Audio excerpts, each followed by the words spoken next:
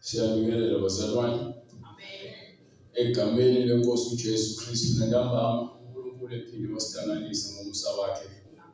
Siyabonga bazalwane uthando lukaNkulunkulu olungaka olusuka kini olukhonjisiwe ukuhlanganyela kwethu sisonke nanokuthokozela izwi likaNkulunkulu esiphathisiwe.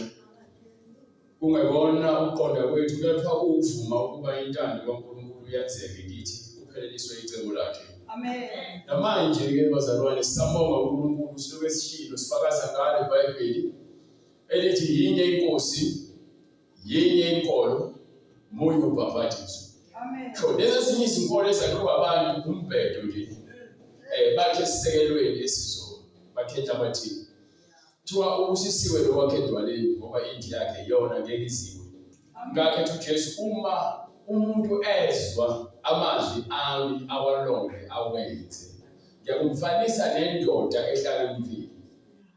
Indoda ehlakaniphile iqale icabange ngaphambi kokuba ithathe isinqumo, ihlaziye konke bese ngokoloko ithathe isinqumo sizinikile isikhathi.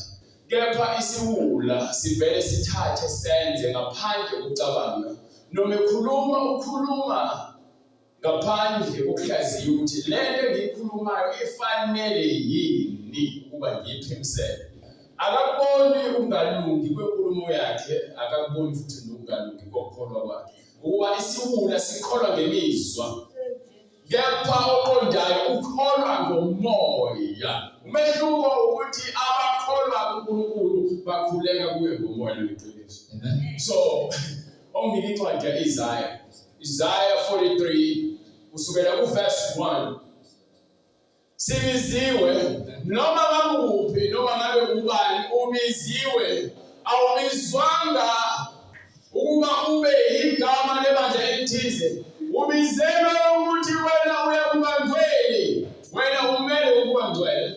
Siyalwa kule politiki nombango wamabandla ongathi shu, kepha umngcwele usele ngemuva. Sinepolitiki silwe impi engenamsebenzi.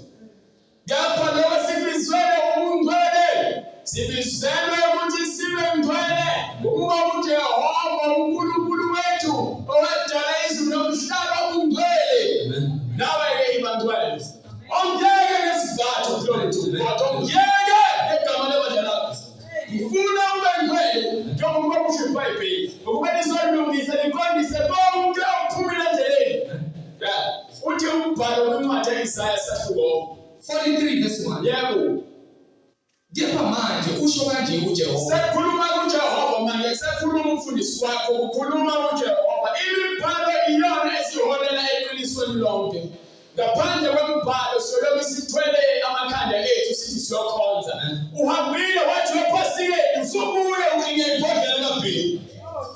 Uhambile waphasikeni usahleze emjolweni weGibhithe. Glory to God. Uyabizwa ubizelwe ukuba ushiye konke ongamthumisa uNkulunkulu. Ubuye uzolandela imfundiso ephilileyo evela ezulwini. Ayikhethi bala muntu. Ayinandawo umuntu ubani. Ifuna wena nenhliziyo yakho uqonde ukulunga. Ungalunga emehlweni akho kepha ulunge ngokuqonda kaNkulunkulu. Baningi. Njengoba manje usho kanje uJehova okudalayo wena Jakobe. Uyayizwa ukhuluma noJehova, ukhuluma nebandla. So ukhuluma nabantu abayakholwa. Noma ngakuphi nendawo la ehlabeni noma ngakuphi. Uthi wena othi uyakholwa. Uyahamba uyekholwa noma ngizokwenza nje isibonelo. Abantu abakholwa lapha eMaromini banenkani yokuthi bafuna ukufaka iziphandla baphinde futhi bayakhonza kuNkulunkulu. Into ekhona leyo engifike ngayifakaza. Abantu abafundisi baseMaromini bafike bazofakaza kubantu ukuthi abantu bazovuka bamba amadlozi amandla. Amanga ahlasa lawo. Sikhathele abafundisi abazama ukuzenza bahle phambi kwabantu bedayisa ivangeli. Ethi iBhayibheli ke omunye uthi ke mfundisi ngicela ukuthi ngihambe nomngcwabo womfowethu noma ubaba. Uthi omunye yena bafile kwangcwaba abanye bafileyo. Wena uqhubeka ushumayela ivangeli. Akekho umuntu ofika bambe idede lokulima insimu yokulima lapho khona kuzotshala khona imbewu yokuphila bese aphinda abheke emuva futhi ngokuba igede azoyiphila igede azoyiphila. So akekho umuntu ozothetha uhamba ngevakela aphinda aqala zimuva. Manje kepha manje usho manje uJehova wakudalayo wena Jakobe nokubumba wena Israyeli. Uthi ungesabi ngokuba ngikuhlengile. Uthi umbhalo wena ukhala ngokuthi uyahlulelwa. uNkulunkulu osindisile kukho konke odlulile kubona. Wakubeka bese kwafika lesikhathi namhlanje awumthathi notice. Uthi abantu abafileyo abantu bakini bona babhekile. Kepha bekho njengamanje. Wena uhamba uyobabheka emathuleni. Wena uhamba uyoshisa impepho uyofuna bona emsamo. Akekho ofike bona ngaphandle kwempepho. Akekho ofike bona ngaphandle ukuthi kufanele ngesangomeni. Imile imizi nilezimoto ninezinkomo ninezingane kepha nibonga abantu basemsamo. Wazi kahle ukuthi ke akho ngane ekhambe emsamo. Sonke sizidalwa zikaNkulunkulu. Ukhuluma uNkulunkulu othi udalile. Angikhathali noma ngabe uyakholwa noma ngabe ukholwa. Noma ungakhala uthi yabashulele izwi kaNkulunkulu liveza konke ofihlakeleyo. Uthi uJesu kwincwadi ke lapha kwincwadi yaMathewu uzoqhubeka nale ncwadi le ngoba sizobabiza bonke. Angikhathali ukuthi ngabe useZayoni noma ngabe umpostoli noma ngabe uyiPentecostal noma uyiMethodist noma ngabe uyini Faith Mission Church angazi. Angikhathali ngithi mina ke ithi iBhayibheli masibe moya munye ezwini laNkulunkulu. Why ukhona imidlalo? Why ukhona ipolitiki? Why ukhona ukungazwani nokwahlukana phakathi nendawo ebandleni laNkulunkulu? Ngoba sonke siphatha amaBhayibheli. Kashaywe baphatha iBhayibheli. Bafishe baphithe iBhayibheli. EZayoni baphatha iBhayibheli. Abashumayeli iBhayibheli. Kepha bashumayela ngeziprofetha. Baprofethana bese babusise namanzi. So uthi angithule ngibuke abantu begabela amanga uNkulunkulu. Singakhuluma isithunywa sakho bephuma ngayona ingelosi kaNkulunkulu uzophutha. Bese kukhuluma uNkulunkulu uthi konke akuphikisele ngomlomo wakhe kufana nemvula esiphumile ezulwini ayibuyele emuva engazange wenze umsebenzi. Ifike inethe bese kuphuma izithelo. Uthi nezwi lakhe ke liyakufeza konke akukhulumile. Ungathunanga uNkulunkulu uzokwambula. Ngilike incwadi yaMathewu 10. Akazi uverse 24 ibright. Incwadi yaMathewu verse 10. Sahluko 10. Incwadi ngokukaMathewu 10 verse 24. Umfundi ngaphezu komfundisi. Awukhethe kanjani? Verse 21. Kepha umuntu uyakukhaphela umfowabo ekufeni. Awuphinde uhlehle futhi kanjani? Verse 17.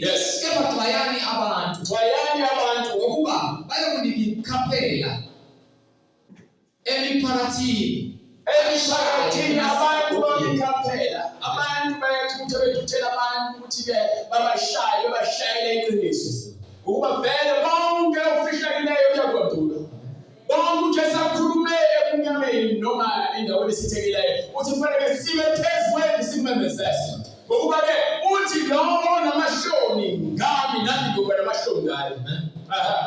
Banishaya amasinagogeni abo. Niyakuyiswa nangaphambi kwababusi namakhosi ngenxa yami kube ngubufakazi kubo nakwabezizwe. Kepha uyakuthi nxa benikhaphela ningakhathazeki uma unezwi likaJesu, uma uphila impilo uJesu akwabele yona. Ngokuthi niyakukhuluma kanjani. Akufanele uze uplane uma uzokhulumela uJesu. Uma unayo uJesu mase awusikhathazi ukuthi uzothini. Nokuthi niyakuthini. Ngokuba niyakuphiwa. Ngokuba uyena oyakusinika ini. Niyakuphiwa ngaso leso sikhathi eniyakukhuluma. Siyokunikwa ekumele sikukhulume. Ngokuba akuyinina enikhulumayo. Ngoba akusakhulumi mina. Yabona ukhuluma nje. Ngikhuluma into ebhalwe phansi uyayifunda. Wena wathi uyakholwa. Wena wathi uphatha iBhayibheli olofaka izibhajo. Sibiza wena ngo. Sibize iBhayibheli. iBhayibheli uyilona manje silawule. Angilawula mina igama lebandla. Angifuni ukuba ngaphansi kwentangano yomuntu ngoba umuntu banezinhliziyo ezimbi abaholi bethu ngoba bafuna ukumtshela iqiniso. Lithi iBhayibheli ke lapha kwincwadi kaJohane isahluko 8 kusukela kuverse 24. Sisodila neBhayibheli uma kukuthi ubuyile ePhasikeni manje ke wena sewuhlele efonini uyajola nayi indaba la ikhona. Uma kukuthi ubuyile ePhasikeni asike siza ukuthi ngabe udlile ukudla komphefumulo ngabe kukhona yini ushintsho na uthini umbhalo Brian incwadi kaJohane isahluko 8 verse 24. Ngakho ke nathi ini nizakupela ezonweni zenu ngokuba uma ningakholwa ukuthi ngibuye lokhu okukhulunywa eBhayibheli kufanele kukholwe ngamazwi kaJesu Kristu ukuze wena usindiswe. Nizakupela ezonweni ayikho lento nikhulumayo nithi ke hayi sonke lokungakhonza bisikhoza uNkulunkulu oyedwa unamanga. Into ebalulekile yizwi. Why ubhokele izwi bese kumele ukholwe izwi? Why ubholoza ufuna ukuthi wena sontweni lakhe kuthiwa sizifake into zokufakela? Why ubholoza uthi wena sontweni lakhe ayinenkinga sawubhoka amabhuluka? Why kuyinkinga okuzwa iBhayibheli ilapho phela kuthiwa khona hlonani imimoya ngokuba abaprofeti bamanga baningi. Uma usaba ngevangeli uyifaka, uma usaba ngoJesu uyifaka, uma usaba lithi iBhayibheli inzalo yezinyoka. Ubani okwashisile kaloku labamsana lithi ke ungafuna ukuphenduka uza kungena emlilweni. Wena ungafuna ukuphenduka usabhiza usabambelela emhlabeni uyaphakathi esikhopweni. Uma ungafuna ukuphenduka wena usabhizi wenza i-makeup ufaka upende ebusweni usenza uhlengeze udelela uNkulunkulu uthi kuyazana kudala kufaneleyo uzophelela esikhopweni. Uma ungaphenduki sifanele ukuphenduka sonke. Basebethi kuye wena ungubani na? Wathi kubo uJesu lokho enganitshela nginezinto eziningi enginokuzikhuluma nokwahlulela ngani. Kepha ungithumileyo uqinisile nami engikuzwayo lokho engikuzwayo kuye ngikukhuluma ezweni. lonke engikuzwayo kuNkulunkulu ngikhuluma kuphi? Ezweni. Akufanele ngikhulumele khoneni Ezweni. kufanele uzwe. Kufanele ushabele inhliziyo yakhe bebuhlungu nxaphe ngoba izwi lesebenze. Ukuba beyisebenzi ngosongoma yonke uzojabula ufune nawe uzobhiyoza ngoba nakugcwele umsindo weSathane. Ngakho ngokuba ke imbazo ibekiwe esimpandeni. Fanele vele abantu bahlukumezeke ngoba iqiniso alikho kubona. Uma iqiniso lingekho kuwena ivangeli liyakushisa. Uma uthando kaNkulunkulu lungekho kuwena ivangeli liyakushisa. Izwi likaNkulunkulu lisitha kuwena ngokusebenzela uSathane. Uphinde uhlehlela kaNkulunkulu verse 23 or verse 22 right? Basebethi verse 22 basebethi abaJuda imbala uzakusibulala yini? Lokho ethi lapho ngiya khona mina ningeze nina na. Lapho kukhona khona uJesu ungakholwa amazwi akhe njengoba ethi ke umoya ophilisayo amazwi awakhuluma kithi ke angukuphila futhi angumoya.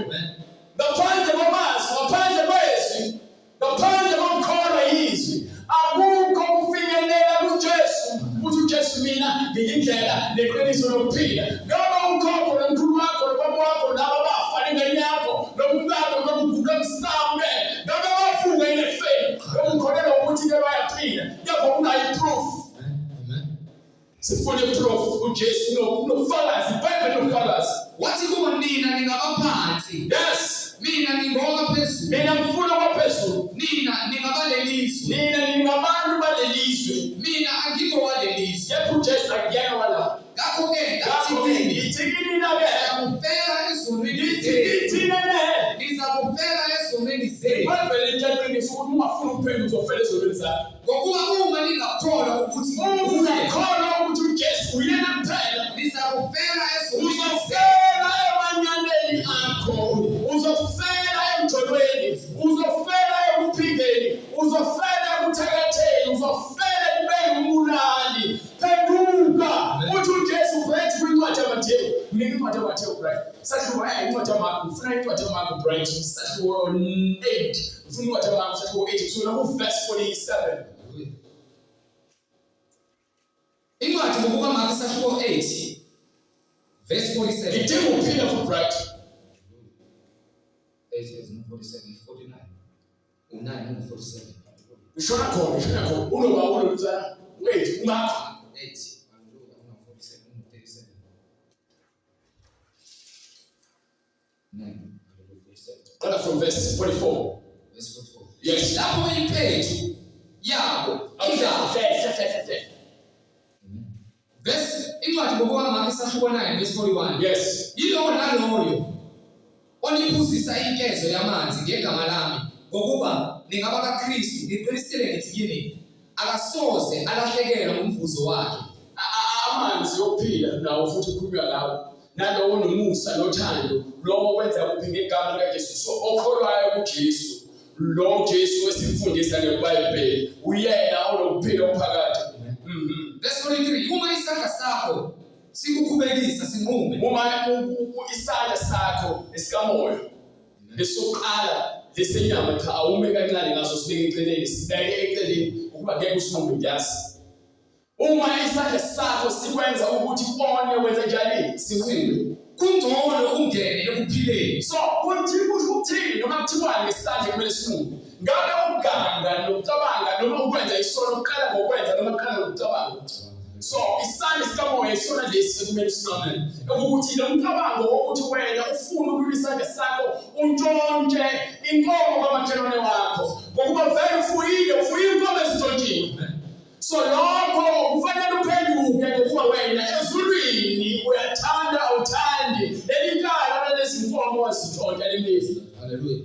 Kungcono ungene ekuphileni uyingini. Bekuzoba ngcono ukuthi uvele ungene ekuphileni. Uyana ekuphileni uyingina kamoya ungenaso isono. Kunokuba uye esihogweni. Kunokuba ke uphile emhlabeni emnizweni. Ugiye ngegazi labantu, ugiye ngezinyembezi zabantu, nizabantu nabafelokazi, inezingane eziyindandane. Inabantu abanambile kepha wena imkadliwa ngegazi labantu nangezinyembezi zabantu. Abantu basuthuthekile kanti isikhohlakala. Uthwele ngabantu basemphakathini. Kunothakathi abantu balala ebusuku bahamba ubhizi ufake izitabutabe emsinya abantu. Ithi iBhayibheli kungcono ukuba vele uyeke yonke lento leyo. Usindise ungene ekuphileni, ungenaqala. Kunokuba umuntu ke uyahamba uyokhonza esontweni. Uyahamba uyohlanganyela nabazalwane. Kepha isenzo sakho sobubi asiyekile. Kunokuba uye esihogweni. Uzoya kuphi? Esihogweni. Uzoya kuphi? Esihogweni. Uma ufaka uzoya kuphi? Esihogweni. Uma ukhamba abantu uzoya kuphi? Esihogweni. Uma untshontsha uzoya kuphi? Esihogweni. Uma ukhonza emsamu uzoya kuphi? Esihogweni. Uma ukhonza izithombe uzoya kuphi? Esihogweni. Uma unamanzi akuthelwa ngawo uzoya kuphi? Esihogweni. Uma untshontsha uzoya kuphi? Esihogweni. Uma uphika uzoya kuphi? Esihogweni. Uma ukhamba abantu uzoya kuphi? Esihogweni. Uma wenza amanga nokukhamba amanga nokwenza imilimo uzoya kuphi? Esihogweni. Uma uyigwala. Esihogweni. Uma uyigwala. Esihogweni. I'm trying to this part. Uma uyigwala kweJesu. Uyaphakathi esihogweni. Emlilweni ongacinekiyo. Umlilo ongacinekiyo lele ingoma ekumele uyazi ukuthi ukhona umlilo ongacinekiyo. Lemhlabeni wawucima umlilo. Kepha ezulwini kuyakucima umlilo. Ngoba awunamandla kamoya, unamandla kuphela enyameni. So ukolozela enyameni usibona ukuthi isikhwaka. Okubi isikhwaka. So utshwala sekukwenza isipotho ngathi uzibona ukuthi uyinsizwa. Uzohlula into engakhuluma utshwala. Uyisiqina sotshwala. Ngapho ukuthi wena ke akho uNkulunkulu. Ke usathana ngokwakho. Usebenza isipotho amasiko ophelele. Unezingozi ongazazi bese uthola imali kanjani. Ngoba yini wena uthi uyinsizwa. Insizwa enjani le ezibulalayo umzimba wayo na? Insizwa enjani le enikela umzimba wayo ukuba ke sifele. Lokho kuyisoka. Isoka lani lamenyana. Ukuthi isoka ekwenzele ini amenyana. Hallelujah. Hallelujah. Emlilweni ongacinekiyo. Umlilo ongacinekiyo Unesandla sombili. uma ungumsenzisi. Uyakhona emlilweni ongacinekiyo. Esihogweni. Ngokuba wena uthanda ukusenzisa. Awufuni ukukholwa imibhalo, ufuna ukugoloza. Ukuba ubaleke ukushisa ungesakho sinikiwe sokuthiwa wena kwi-church choir, kwi-church leader noma umkhokheli. Ufuna ukuba umfundisi, ufuna ukuba umpostoli, ufuna ukuba umvangeli. Ngenkani. iBhayibheli itshela kahle. Yonke into efuna ukutshela yona. Lalela, ngiyebuze ngithi ke uma ukuthi wena ufuna ukwenza intando yakho ezwini likaNkulunkulu lokhu uyashumayela ukuthi ubiziwe bese ngithi-ke uthini bese kumele ushumayele le ivangeli lapha yakwencwadi yaseKorinte yokuqala sahluko 14 kusukela kuverse 33 ilapho khona phela esuke sihlole ngempela ukuthi ngabe ubizwe uNkulunkulu noma wena uyaforce akunandaba abantu basindiswa kepha izwi likaNkulunkulu lishintsha ngeke ukuthi uJesu izolo namhlanje naphakade namhlanje kumele ashintshele wena ukuthi apho amandla akhe yini sekhona noma ukuthi abantu bazothi benze izinto egameni likaJesu ekubeni lithi iBhayibheli alivumi yini sekhona incwadi ngokukaJohane sahluko incwadi yokuqala kwabaseKorinte sahluko 14 verse 10 akwazi ukuJohane ngokuba uNkulunkulu kasiye owesiyaluyalu uNkulunkulu akabhala izinto ezokwenza abantu bathi badunyelwe kepha ngokuthula uma usebandleni abantu abadunyelwayo uzokwenziswa izinto zabantu abadunyelwayo na uzophenduka sithi ngokuba yini wena ufuna ukwenza into efana nezwi likaNkulunkulu so ukwendaweni lokuyalula uma kuphakathi kwabazalwane bengazwani bethukana evangelini noma behlebana noma besondana lapho uJesu akekho. Amen. Akekho uJesu ngokuba uNkulunkulu kasiyo owesiyaluyalu kepha akasifani nento engahlelekile ngaphakathi ebandleni emzimbeni kaJesu njengokuba emzimbeni kaJesu kunomthetho wodwa ngeke uzikhululwe yini uma kukhululwa ukuthi ngilandele wena kufanele ngiphume evangelini ngoba anginakhonza uJesu ngendlela efunwa yimina ngizomkhonza uJesu ngale ndlela le athi mangihambe ngayo ngokuba uyena uthi indlela neqiniso lokuphila angeke umuntu eze kuNkulunkulu ngaphandle kwakhe so wena unokucabanga ukuthi uNkulunkulu abantu bakini abangasekho sobafana nezingilosi wena ushodala iBhayibheli alisho bayizingilosi alisho ukuba seduze kaNkulunkulu ngokuba lithi iBhayibheli umuntu ongalaleli uyaphezulu kwelisa. Amen. Ngokuba uNkulunkulu kasiyo owesiyaluyalu kepha ngokuthula njengokuba kunjalo emabandleni onke abangcwele bazalwane lithi ngeBhayibheli lithi njengokuba kunjalo emabandleni onke abangcwele bese iqhubeka ithini abesifazane mabathule emabandleni alishongo ukuthi ungathuli alishongo ukuthi ungafakazi lizokutshela ukuthi lisho ukuthini lisho kanje bese iqhubeka ithini ngokuba kabavunyelwe kepha makazithobe mabafunda ukwenza njani makazithobe into abazi ukuthi ungakwazi ukuzithoba ufuna ukuthobeka ekhaya usuke nomoya wasekhaya ukuthi wena ufuna ube inhloko ekhaya ugolozele ubaba wekhaya bese usuke naloko uzofaka lapha phakathi kwebandla ungafuna ukuthobeka. Ngokuba kabavunyelwe ukuba bakhulume kepha makazithobe njengokuba usho njalo nomthetho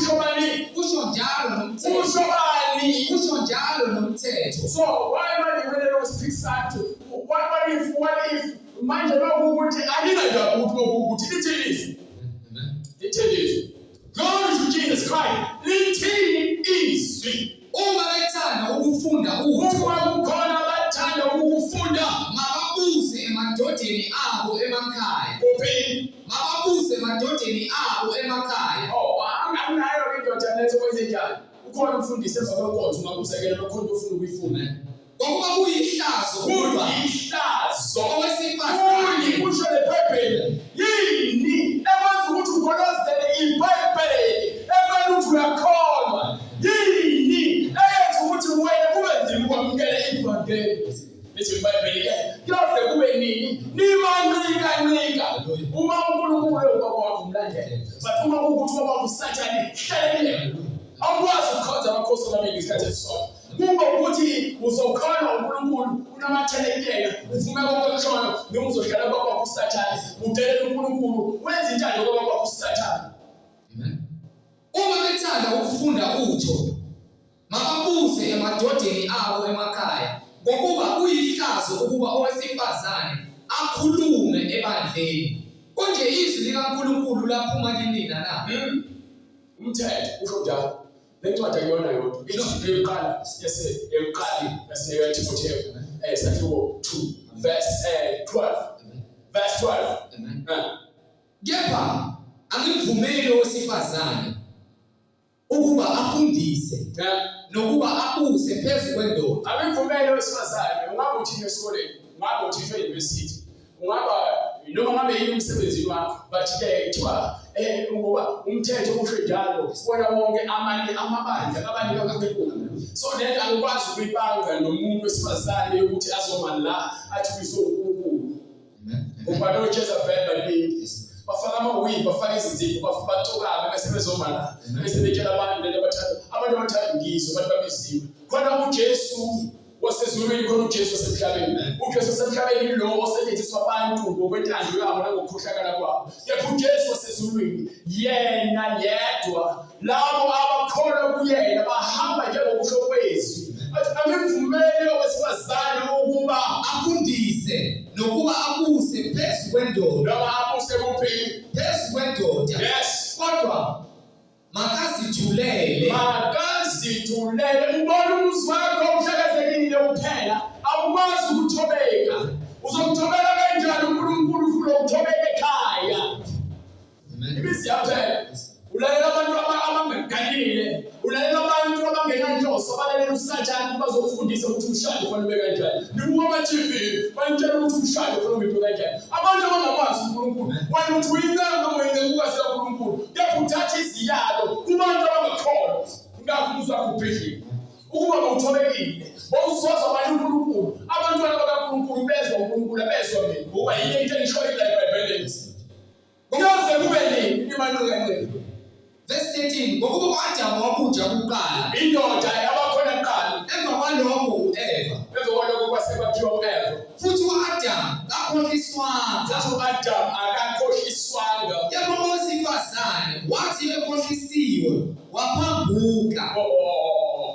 Later. Ungincwadi Isaiah sahluko 3 verse 12. Bese ngithi-ke, uma lithi iBhayibheli-ke u-Adamu akakhohlisanga, kepha owesifazane akhohlisiwe waphambuka. Nomani uSathane usenza lowo msebenzi awenza ku-Eva. Nomani lo moya wenkano nawo, ilo moya kaJezebel ongafuni ukulalela. Usenzeka nomani. Umuntu usukabheka wena ngoba ukhuluma iqiniso, angabheki izwi. Akithi sonke sisibiza uJesu. Umazi kanjani uJesu? Umazi kanjani uNkulunkulu? Omuphe Jesu wasindisa. Platform ngeke shumyela wena wathi wabona usulelungelo ukuthi usoma kwe-pulpit. Ubani wamnikela amalungelo? Uthi umbhalo wefika. Ufanele uthobeke. Uthi umbhalo. Incwadi u-Isaiah isahluko sesithathu, verse 12. Verse 12. Abantu bami ke, izingane ziyabacindezela. Ingane zenu emabandleni zenza ama-sketch, kwenziwa ama-drama, kwenziwa imidlalo. Nithi-ke abantu abasha abenze khona benjalo phela ibandla leli sifika ngaphansi komusa, abenze izinto badanse la estage, benze benjalo, uNkulunkulu bathanda benjalo. Ingane bese zifika lebandleni, zifike zifebe, zifike zintone, zifike zizenzele umathanda, indlu lesinagoge phambi kwesinagoge likaSathane, bese izingane ziyamithisana, ezinye zikhipha izisu. Phambi Izingane umfundiswa isiloloyo uyayinyaka lento yenzeka.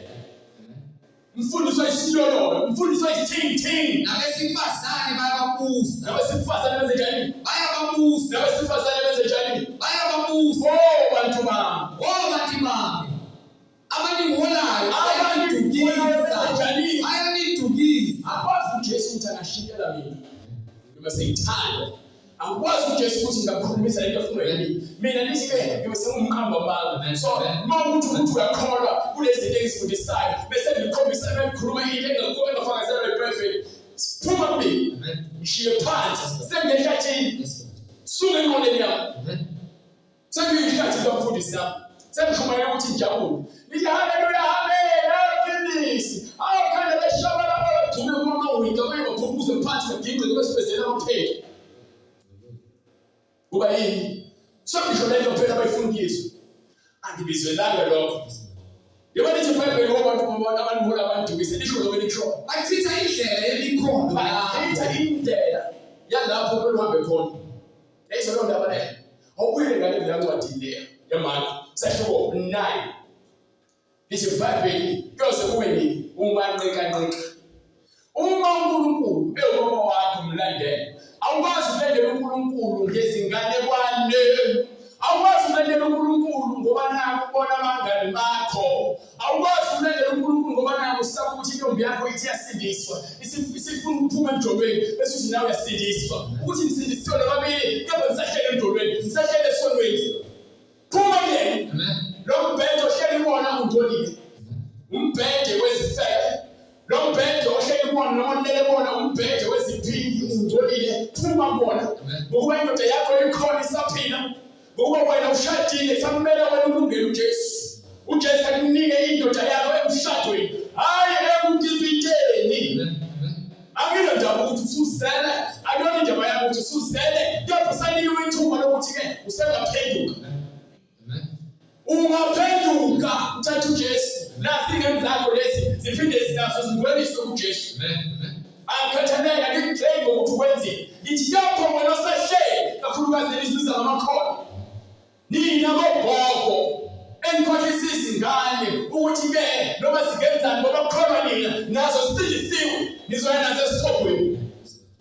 haleluya lapho impethu yakho ingaphi impethu yasesithobweni ayifi nomlilo ungacimi nomlilo wakhona awucimeki incwadi ngokuba Mark 9 verse 45 yes uma unyawo lwakho lukukhubekisa uma unyawo lakho lithi gijimele uyothela amakholwane lumume uma unyawo lakho unyawo lakho lempela khulunywa ngalo umcabango wakho uthi unyawo lakho asambeni sambe siyokutha ukuze ke sithole imali ungcono ungene ekuphileni ulunyonga ngena ekuphileni umsuzwa yonke lemicabango ungaphenduka kuyona bese uphendukile kuyona mase ke uphendukile kuyona ungene kuNkulunkulu naso lesenzo besifuna ukuthi wenze okubi sinqamule nomlenze kamoya womtshontsho nomoya wokwezisono uyongena empilweni weziphuke uyongena khona kuNkulunkulu kade ungena umsuku kulokuthi ungene ngenyawo zakho zombili esethi ke nasi isabelo sakho iqili lomlilo wezeshekiyo kunokuba uphonse esibogweni kunokuba uphonse esibogweni umlilo ongacimeki umlilo ongacimeki unezinyawo zombili kunokuba uhambe umfuno ngapha umzalwane ngapha uyisifebe ngapha umzalwane ngapha uyingizi ngapha umzalwane ngapha uJezebel ngapha umzalwane ngapha uhambisango lapho impethu yabo ingaphi impethu yababonke abantu abangalaleli ayifi nomlilo ungacimeki uma iso lakho likukhubekisa uma iso lakho lithi ukuthathe wethu ngemuva likhiphe uma iso lakho lithi ke umuntu wesifazane unangazelele likhiphe uma iso lakho libona uwolethe umuntu uwile bese uthethisweni yakho thatha likhiphe uma iso lakho libona into elahlekile bese uthi wena ngoba akekho umbonayo so iphanda ufuna ukuyithatha ngoba wena uthabona umuntu lithi iBhayibheli uNkulunkulu wasonke likhiphe yes ungcono ungene embusweni ungcono ungena lapho ubusa khona uNkulunkulu uneso linye ungene neso elilodwa kunokuba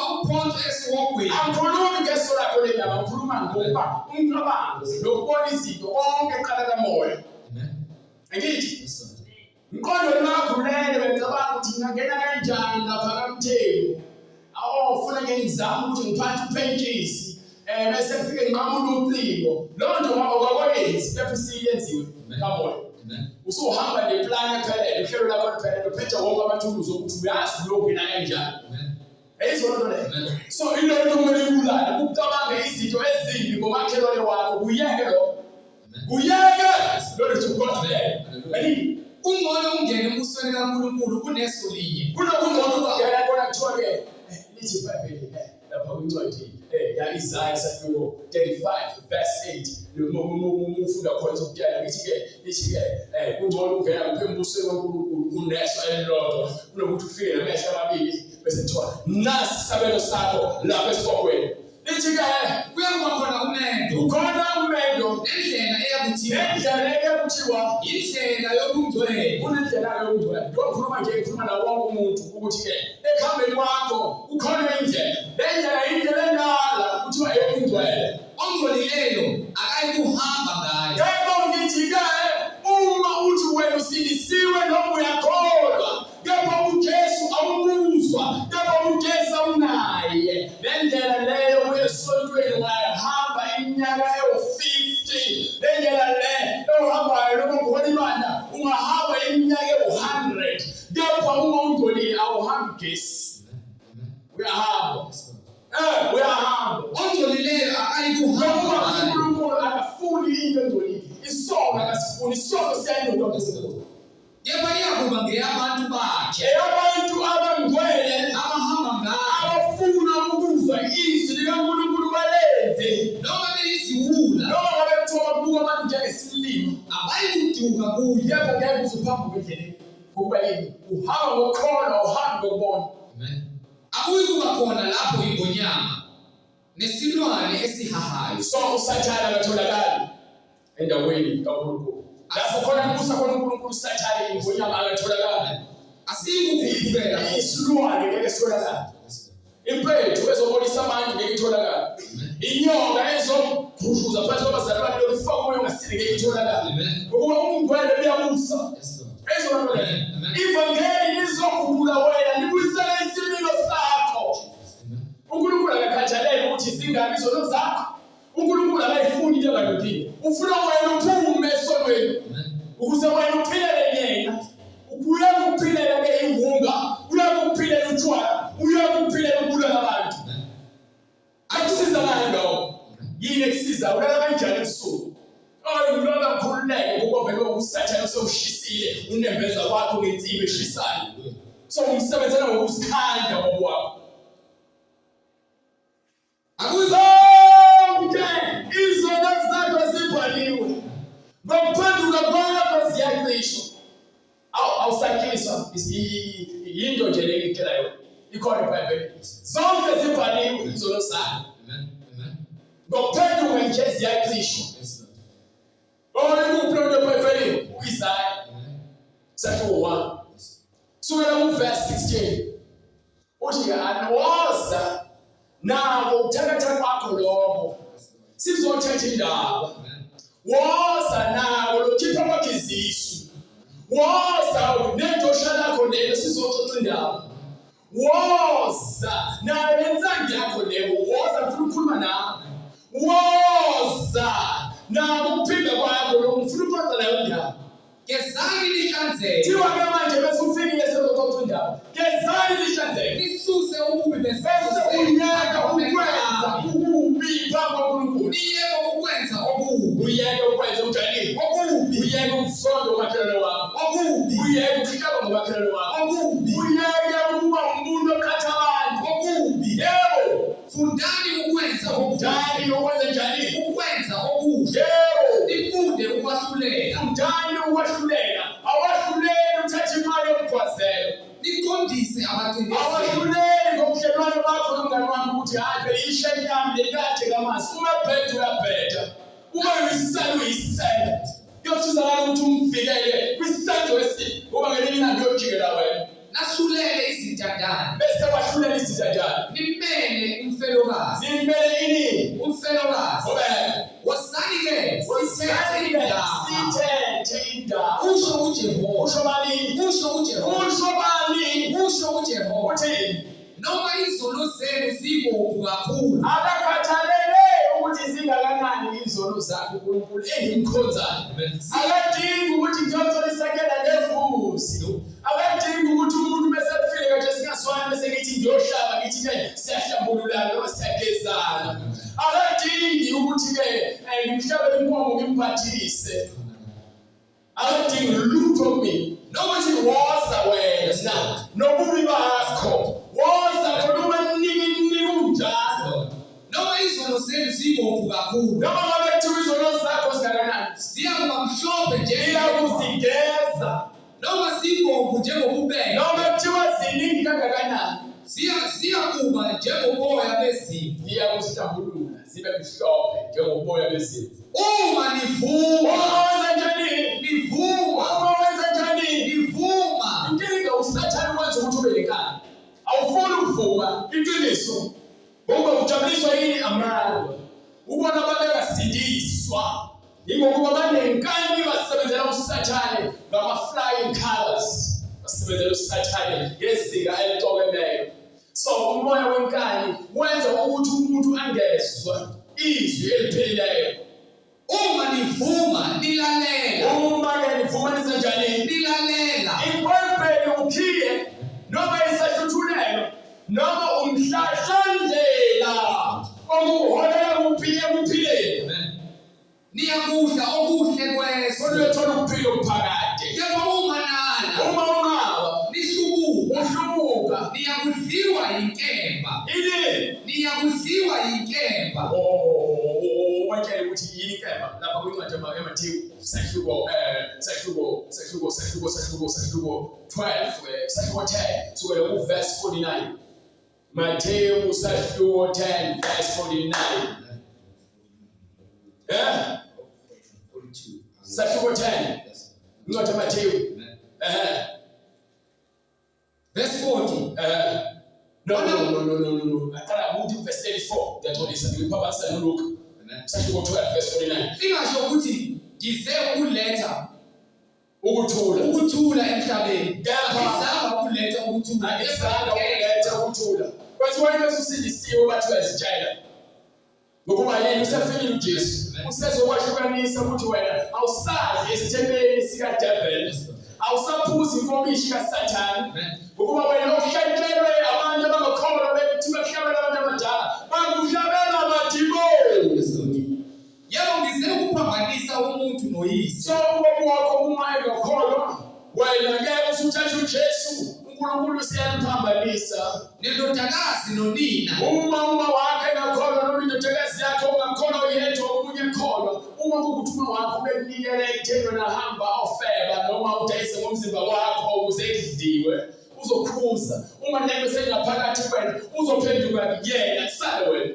Noma lokazana nonina zabo. Uma ukuthi phakathi kwenu behlangene ngamagama abantu bese umunye ethatha uJesu malokazana mamezala bese umunye esethi cha ayisekho right indaba yokusheba bese ethi omunye utshelo ubani wena la ekhaya wena la ekhaya usugana usokwenza lokho kwezona ekhaya ukuba vele usathana kusabisa kanjalo nezitha zomuntu ziyakuba ngabendlu yakhe. Uyafundwa njengoba namanje bonke abantu baselisiwe abantu abangakholwa bayakunyani kepha behlekisa ngezinyo lomhlathi lokusineka hayi izinyo lothando bakuthanda noma bekubona bese bekuflethele bakhulume kabi ngokuba yini wena awuyenzi lento abayenzayo noma kuthiwe bakhazela beza ngokuba bomsathane bavala amehlo wathanda uyise wathanda nami uyise umethi wakho hayi esikhala ekhaya uzokwenza konke esikwenzayo bongafuna ukwenza phuma hamba uhlala noJesu wakho wathanda uyise nonina kunami kangifanele. Wena bese ujayeke ngokuba uzawuxosha njengoba yini bese uqhubekeke ufake isiphande bese uqhubeke wena udle inyama yamadimoni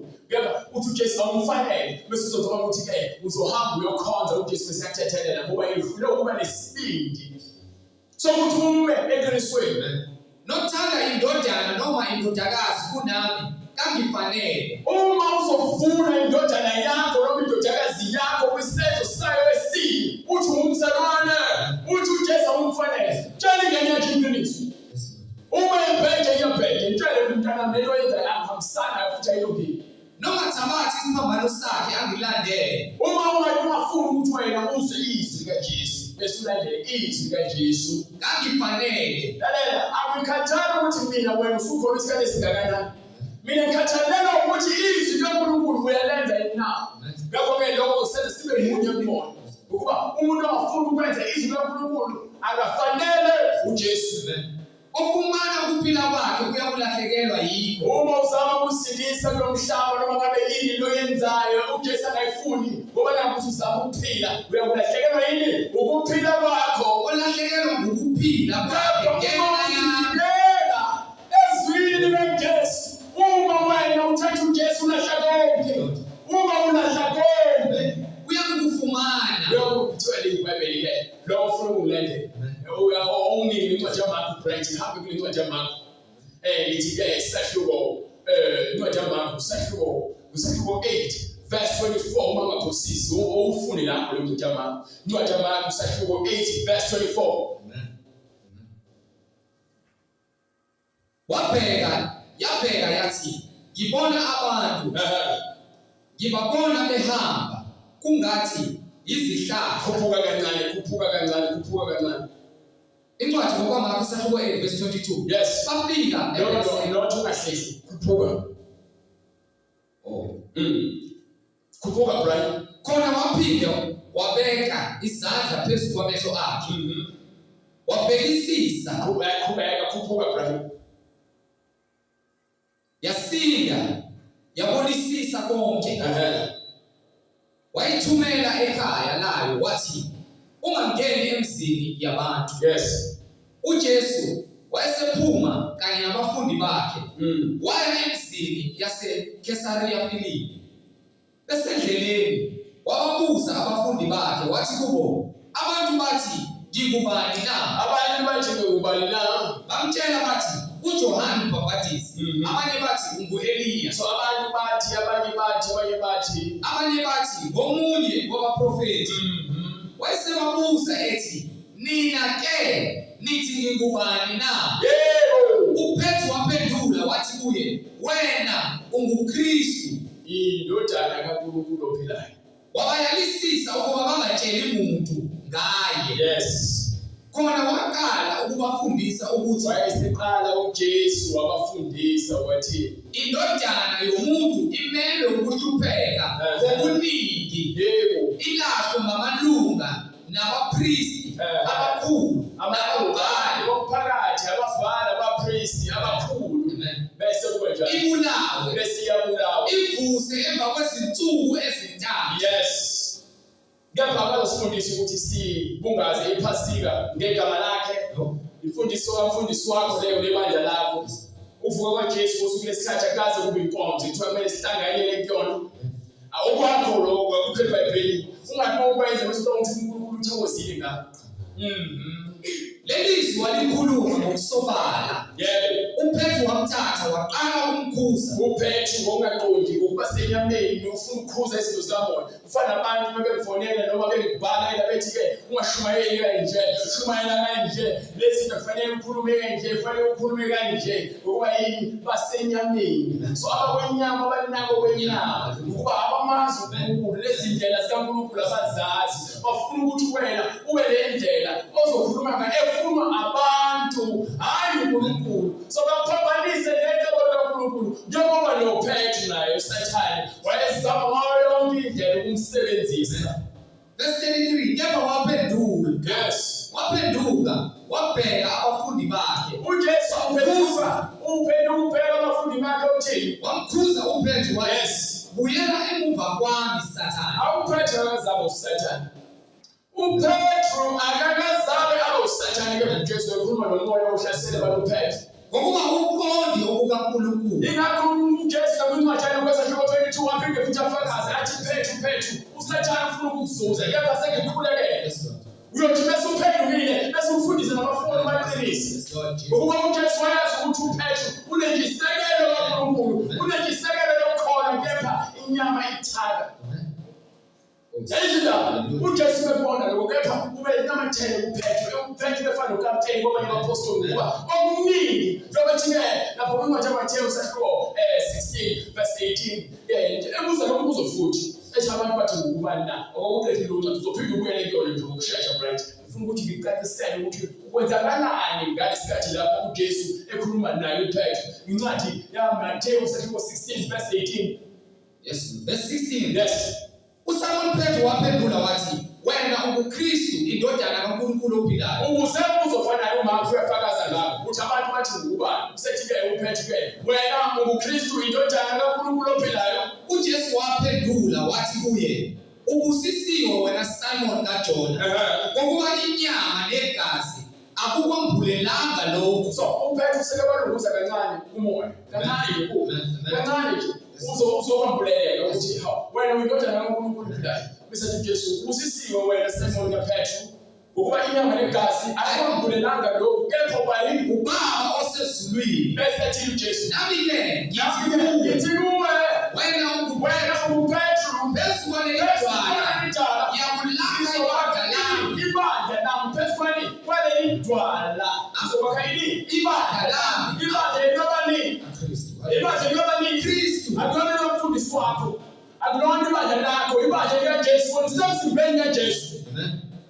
amasango eHadesi awayikulahlula Ebandleni likaJesu amasango esihoko ngeke akwazi ukuphumelela. ngiyakunika izahluthulelo zombuso wezulu. Ukhuluma noPetru uthi Petru ngizakunika izahluthulelo zombuso wezulu. Kepha ungakhulumi ngokukhila okwaphathayo abathi ukhuluma ngani? Ngesiphiwo sikamoya oyingcwele. Iyona nto leyo uPetru kumele abe nayo ukuze aphelelise ukuphi ekugcweleni. Wena kubopha emhlabeni. Uma-ke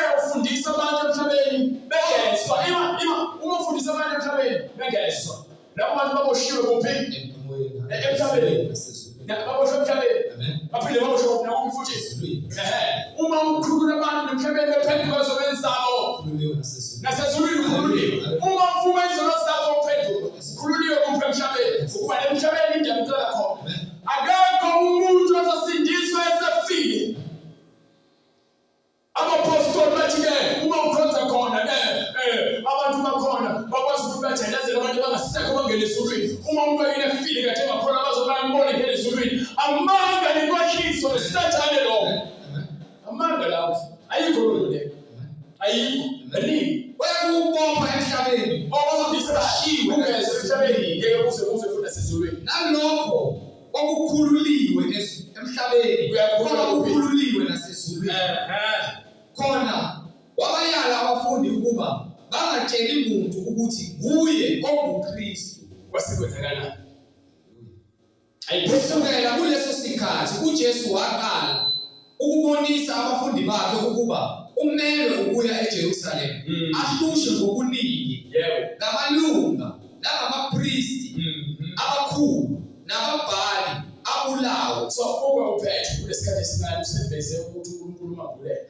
Kepha khona lapho futhi bese uJesu behamba usekhuluma ukuthi kumele kwenzeke lento ayichazayo ukuthi kumele abanye ahlulele ngokungekho emthethweni abulawe abaphristi abakhulu nabaFarisi nabaSadusi. Bese kwalo kwabo usuku lesithathu bese athi uPetro amthatha ambuyisele eceleni. Bese mbuyisele eceleni usethi kuJesu angeke ngivuma ukuthi kwenzeke kuwena lokho. Uthando kanalo uPetro kuJesu. Akafuni ukuthi kwenzeke intando kaNkulunkulu. Akaqonda uPetro. Musa Nkosi uPetro akaqondi ngokwakhe ukhombisa uthando kuJesu. Lapho uJesu ebona ukuthi uPetro usasele emva ukuba yini usahamba ngenyama. Akahamba ngomoya. Ukuba weqonda ngomoya wezovuma kwabo kusho uJesu. Khona omunye ayengabaza engaqondi kahle. Kwasethiwa right. uPetro wayesemthatha waqala ukumkhuza wathi Musa Nkosi lokho akusoze kwenziwa kuwe. Yebo. Yena waphenduka wasephenduka uJesu wathi buyela emuva kwami Sathane. Petro manje athi kuthiwa wombulelo kwabo usezulwini ekhuluma izinto ezifihlekayo. Ukukholwa kwakho ukuthi uJesu indodana. Kepha manje uSathane, yabo uSathane yakwazi ukudansisa. Uthi uyakholwa kepha bekujozela emuva. Uthi uyakholwa kepha bekwenza umsenzisi. Ngokungaqondi kwakho ngoba ezinye izinto uzenza ngokuthanda. Kepha okungaqondi kwenza ukuthi wena uthi ugcine uzitshela ukuthi uyakhonza noma uyaqonda kepha ugcine sohamba ngenyama. Into ekhona leyo. So uma uJesu esekhulumile noPetro uzodlula into efana noMark. Uthi buyela emva kwami Sathane. Yes. Uyisikhubekiso kimi. Uyisikhubekiso inyama isikhubekiso kwizinto zikamoya. Ngokuba uqonda inyama isikhubekiso kwizinto zikamoya. Inyama iyona lekwenza ukuthi ungafuni ukuxola. Inyama iyona lekafuni ukwenza ukuthi wena uyeke ukufeba. Inyama iyona lena engakwenzi ukuthi wena uyeke ugwayi. Inyama yakulibazisa. Inyama iyona ethanda ukuncela ibhodlela likaBhili. Inyama iyona le ethanda ukukipita. Inyama iyona lekwenza ukuthi uthakathe umona osenhlizweni yakho. Uyisinyama isitha sikamoya oyingcwele. Ingakho kufanele wena ufunde uthobeka ukuze wena ugcwalise ukulunga kwaNkulunkulu kwena. Ukuba wasekuqaleni inyama yona.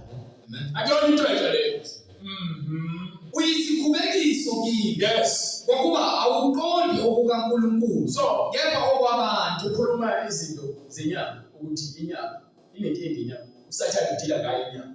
Isesimizwa enyameni uyazi ukuthi inyama idalwe ngumoya kepha umoya usebenzisa inyama ukuthi ibe nemizwa. So imizwa yakho iyatwiswa ukuthi ithande izinto zasemhlabeni. Ingakho kulula ukuthi ubona abantu bebaningi benza amakhanda beshisa izinwele zabo bedweba amathathu emzimbeni begroova befeba bephila yonke into nobona ukuthi hayi abantu bayakholwa nabo sokulungile. Kepha uNkulunkulu wezulu lakhe akayifuni loo nto leyo.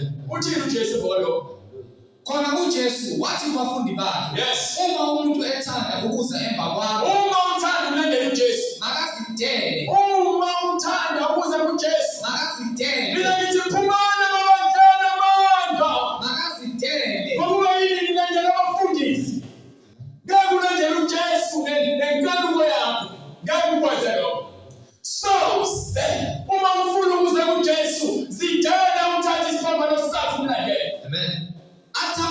isiphambano sakhe angilandele. Ufuna uJesu hamba uqhaza lomlulo. Ufuna uJesu hamba ufundele izinto ezibhekile. Ufuna uJesu shiya amabhuluku amathabudabu wewe uthenge imali elizayo.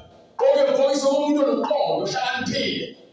Ufuna uJesu hamba ulahle lesiphandle lethi ulahle leziphathu usishise. Ulandele uJesu ngenhliziyo angeziphathu. Amen. Ulandele uJesu ngenhliziyo enothando. Ufuna uJesu angeziphathu.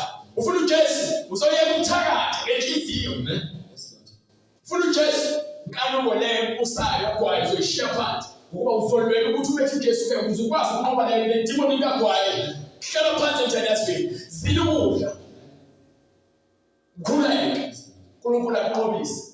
Kunezifo ezifuna umkhuleko nokuzila ukudla. Ingakho ufike uze esolweni kabili kathathu kwamukela uJesu ngoba uphinde ubuyele lapha ke emanyanyaleni. Uyophinda uyodla umphalazo wakho njengenja. Amen. Uphinde uhambe ugeze, uphinde uhambe uyozibhukuza odakela izingcolisi njengengulube. Ngoba yini uSathane ufuna ukuthi wena udansele isidingo sakhe bese akusitha amehlo.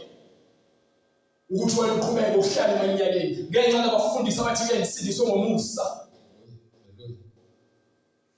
Akho yethi Maria emthandazweni. Awukho uyethi Maria ogcwele ngilasiya. Ngilasiya sesihogweni le. uSathane nababikwane. Ayikho lonto lezo. Ayikho futhi sonke. Uma unenkinga nale mfundiso le. Woza neBhayibheli lakho. Glory to God. Hallelujah. Woza nalo sithi thathe iBhayibheli lakho usivule. Ufike bese uvulile ukuthi la uvula into uva kuba yini yabona ukukhuluma iqiniso iBhayibheli. Bese uyokubuka mina ungigayizela imhlathi ngiqinisele ubuso engathi mina othenga isono ngoba uSathane nomkhonto uthi umfana mina ningabayisho uSathane nezinkanuko zakhe nizakuzenza. Ngoba yini ungumulali ungumkhame manga futhi ungumkhohlisi. Abana iqiniso bekhuluma iqiniso ukhuluma into yakhe bekhuluma amanga into yakhe uSathane. Ngoba elizweni kuvela amandla lawo wakhuluma ngamagama abantu ukusebenza uhlale kahle uphuza ithile uphakela ukudla wazi kahle ukuthi ayikho lonto usebenza uSathane. Akukhathali ukuthi bani ngikhathali ukuthi bani uma uzazi ukuthi inhliziyo yakho ikhula ifuna ukwenza intando kaNkulunkulu baba uSathane. Inhliziyo engaxoleli inhliziyo nenzondo baba uSathane. Amen. Ezindaba uthi uJesu uma umuntu efuna ukuzemva kwami makazi idele. Ngoba yilona loyo othanda ukusindisa ukuphila kwakhe uyakulahlekelwa yikho. Lokho ngasama ukuthi wena uthi phela xa ke ulambile fanele uhambe uyolanda iziwasho. Ubani lo iziwasho zokuphakela ukudla? Amen. Ubani owathi ukufaka isiphande sokuphakela ukudla? Lesi siphande sakho uhamba lokunukisela abantu ngaso. Lokuphobela abantu ukuthi wena ngathi uhlabela amadimoni. Uhlabela amadimoni. Obaningi manje abantu uzana loqaso Korinto. iBhayibheli lisho njalo. Ngoba yini ubiza umoya omnika isango. Lithi iBhayibheli lingaphendukeli ngoba namadlozi. Ningaphendukeli ngoba namadlozi. Namadlozi ona wathatha kwisango. Wathatha bona. Ingakho bese ubiza umuntu wakhe ongasekho wazi kahle ukuthi umgqibele abathini. Nifunani kwabafileyo ngabaphilayo. Nefonani. Yothwaliswa idonga isangoma umuntu onamandla. Uzokutshela ukuthi ugwagwe eBhodola umkhulu udiniwe. Uthi lweyini efelana engenalutho. Uqonda uzothatha konke lokufunayo. Kuze kube nini wanqika. Kuze kube nini. Uyathanda incwadi brother. Incwadi yaseKorinto yokuqala. Sahluko 10. Uverse 20 noma uverse from verse 18. Bhekani uIsrayeli ngokwenyama. Abadla imihlatshelo. Abasiko abahlanganyeli ne-altar na. Abantu abadla imihlatshelo labo bekuthiwa abahlangene ne-altar kwabantu abama-priest. Ngakho ngithini pho? Ngithi ukuhlatshelwa izithombe kuyinto na. So ukuhlatshelwa asangeke usabe isithombe sangempela ngoba vele babakhuluma ngambeka ukuthi ngeke usabheka yena uzolokuya emsamo lapha uyoshweleza uyokhuluma into ongayazi nawe ukuchaza izinto zakho emoyeni noma demon nokuthi isithombe siyinto na. Ngabe lokho kubiza emsamo into na. Again bakwakho again umkhulu wakho isithombe nje usathana silethayo njengomuntu wakini lokho kungumoya kaSathane asebenza ngawo kunzima ukuthi uqonde ukuba kusenhlizweni yakho uSathane ufake kwaze kwaba nezimpande ezijulile kodwa ngithi lokhu okuhlatshelwa ngabezizwe ungaphila ngaphandle kwentaba siweni ungaphila ngaphandle kwesiphandla ungaphila ngaphandle kwamadlozi impilo imahhala angazi inthatha impilo elizayo nabe lizifake ezindlekweni hamba usifake ezindlekweni hayi ukuthi nina abaKristu niyabadlula no iBhayibheli libadlulayo libadlula isono iBhayibheli lisifuna isono ngenze njani-ke mhlawumbe ngathi ukuthi iBhayibheli right noma iBhayibheli noma iBhayibheli elikhulumayo ngiyona ukuze ngijabulisa wena phela fanele uqale uhluthule lesikhumba sakho esingcolile bese kulashwa kuphume isikhumba esifanele sobungcwele iBhayibheli lithi khulula umuntu omdala Jesus nyazi kuloko bahlajwa abantu basezweni bahlabela amadimoni so angikwazi ukuthi ngizothi kuya ngisindisiwe ngiphinde ngiyohlala nawe ungibize emcimbini uthi nami angiphakamisa isithebe ngibonke phinde ngithathe iklasi ngiklikhe kusawonke egameni lokhokho nemisebenzi lokubuyisa abantu abafileyo ungibuyisa kanjani kodwa ngithi lokho okuhlatshwa ngabezizwe bakuhlabela amadimoni bayohlabela kusho iBhayibheli sawubele inkinga neBhayibheli bese uthathe uvulo ubothi qhamuka lapha lento kabakuhlabeli uNkulunkulu akafuna emhlathelo yethu kepha ngithanda ukuba nibe nenhlanganyelo namadimoni so iBhayibheli liyakutshela liyakuyala lithi awukwazi ukuhlanganyela nabantu abahlabela amadimoni ngesiphuze isitsha awukwazi ukuthi ungaphuza isitsha sikaJesu kanye nesitsha samadimoni iBhayibheli lokho limenesele lizwakala kabuhlungu kuyekho bonakala kufaka usawoti esilondeni ukuze kubiye kubhibha lokuthi kuye ukuthi sophe silonda kulashwe lokugula esinako siyagula nje ningehlanganyele itafula lenkosi ngeke uhlanganyele impilo yobungcwele nempilo kaSathane kanye netafula lamadimoni so kube siyayivusela inkosi kulanga na ngabe kuba siyedelela kanti sinamandla kunayo sinamandla kuNkulunkulu uma ukuthi kunamandla kuNkulunkulu phela fanele kungakhulu fanele ungafi kwazi ukufika ukufa kwazi ukufika ukugula fana ngabe wena uthi hayi mina uNkulunkulu noma abantu baba uNkulunkulu baba abakuvimbeli ungaguli hlaba emsamo wayengasindi wayufa wayebafa mbuzo lo ngifuna ukuthi ngifuna impendulo wayebuzofa uma wenza into engalungile uyisigcila sayo akhathali ukuthi ukuba wenza izinto ngenxa yokuthi usuzama ukujabulisa imimoya ongayiqondi yonke into yenzayo bethiwa hamba olanda umkhokho wakhe emanzini ugijima uhambe lapho kuthiwa geze kusengo ngo-3 efuleni amanzi yabantu lokuyogezela kusigodi lisuzungele indumoni uhlala isango sikhohlisa thune sinyama thune sikhetho angeke ngibe naso isikhetho ngoba impilo yami kuJesu umzimba wami intempelo kaNkulunkulu olungileyo sokuphila khona kuthiwa uNkulunkulu uyeke ukuphila kwakho ngeke uphathele umuntu ukuphila kwakho uthi uJesu ungasaba ukuthi ke umuntu uzobulala inyama futhi sekuphelile ithi saba uNkulunkulu obese eqedile ngenyama thathe nomphefumulo wakho ufake esihogweni uyathanda uthande siza kudlula emlilweni sonke sihlole njengegolide ukuthi ngabe ngempela umsebenzi usengenziwe noma cha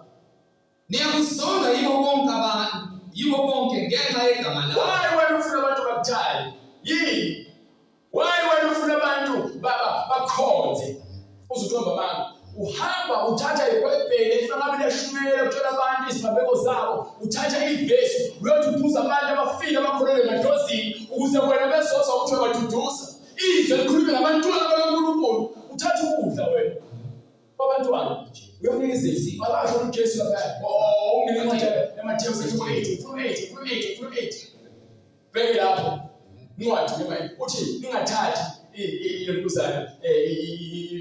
ilokuzana igolide noma umarubi mfuna lo ncwadi leyo bese itholile umthayi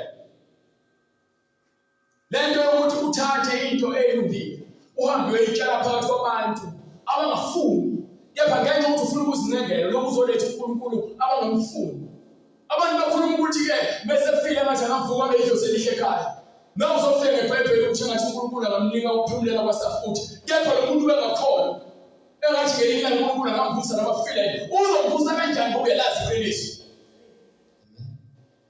uzomvusa kanjani aniyeke ukuba ngabasenzisi ninabafundisi aniyeke umsamo uzimpintsha kubantu izinengele uthando oluyifake yekani uyayithola ithi incwadi ngokuMathewu 8:11 yes kepha ngithi kini abaningi bayabuza bevela empumalanga nasentshonalanga bahlale ekudleni noAbrahama noIsaka noJakobe embusweni wezulu kodwa abantwana bombuso bayakukhishelwa ebumnyameni obungaphandle abantwana bombuso abanathi bilazi izwi lebatshiye bazokhishelwa ngaphandle lapho kuyoba khona ukukhala nokugedla kwamazinyo qhubeka uJesu wayesethi enduneni yekhulu hamba makube kuwe njengokukholwa kwakho yes umfana wasinda ngaso leso sikhathi uJesu wayesengena endlini kaPetro wabona umkhwekazi wakhe elele phansi enomkhuhlane waphatha isandla sakhe uyitholile unamanga ive ikusasho 8 uma uyithola ungayithola ithi ngoba ngeke ngikwazi ukuza lapho but ke lensho njalo izinto ngoba ngisho nje lithi ke izwi awukuthatha into eyigugu kubantu abayidingayo uyinika izingulube noma uyinike izinja ukuba bafike bayiravaze bese beqede baphenduka kuwena ngoba yini into eyigugu kuwena ayiyona igugu komunye umuntu so wamsinike sana 76 Ngokuthi uyakhumbula ninganiki izinja okugcwele. Ningaphonsi amaparallel phambi kwezingulube. Ninganiki izinja okunjani okugcwele. Umuntu ongakholwa, umuntu ongafuni uJesu, iBhayibheli imfanisa nenja. Yazi uma yini? Ubona phansi eBhayibhelini. Awunika incwadi esambulo. Sahluko 22 mengaphosisi verse 14. iBhayibheli ngizothaya esithuka ngeke sisindise no abantu abangafuni ukwamela uJesu. iBhayibheli usho uJesu ngokolwayo ninganiki izinja. 22:14 bright. Isambulo 22:14.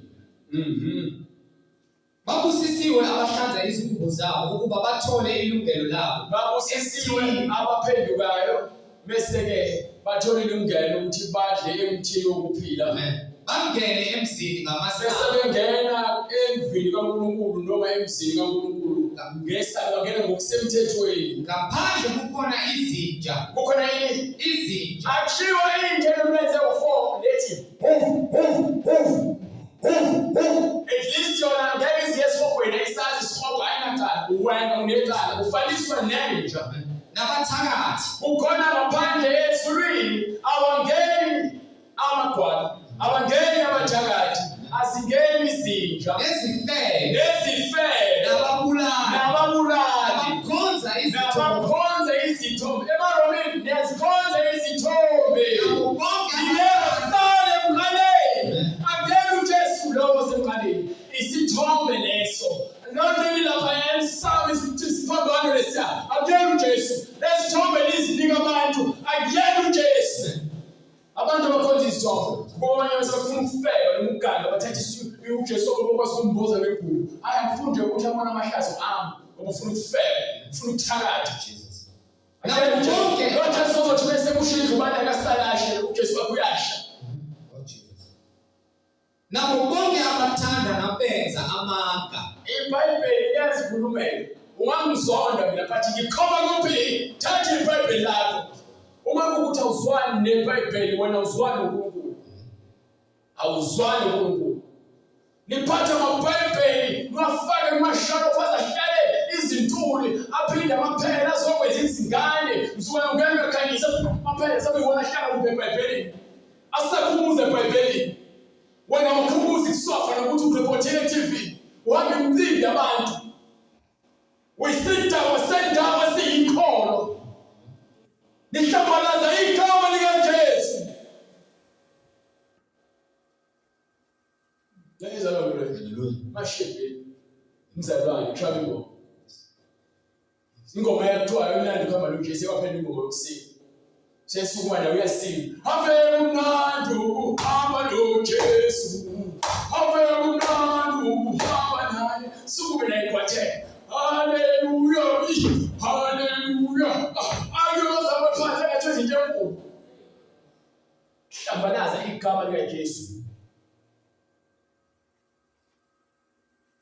yaba iningi lawo uNkulunkulu wayengathokozile ngabo ngokuba bashawa phansi ehlane la sisehlane njengamanje babe sehlane lapho kungekho mizi behamba entabeni thina ke sisehlane la ehlabeni nalemhlabeni njengoba sisehlane nje abaningi bazosala uzosala nawo abantu akho uzitshela akusho ukuthi uyongena esihogweni uzibuka uzilungisa akusho ukuthi uzongena lapha esihogweni uDJ ushaya ingoma uzoyishaya ngasathani lokusila kwakho uzosila ngasathani lokuphuza kwakho utshela ngasathani lamadodolana nawo bayabelayo phambi kwakho uthwebeka nomsebenzi so ngasathani lezi zinto zenza namhlanje kube inkani ngoba wena utshela ukuthi uyayithanda kanti awuthandi abanye bathi isimo esimphokayo loso simo sikaguquka ngingakhe iBhayibheli lithi phendukani yekani ukwenza okubi fundani ukwenza okuhle fundani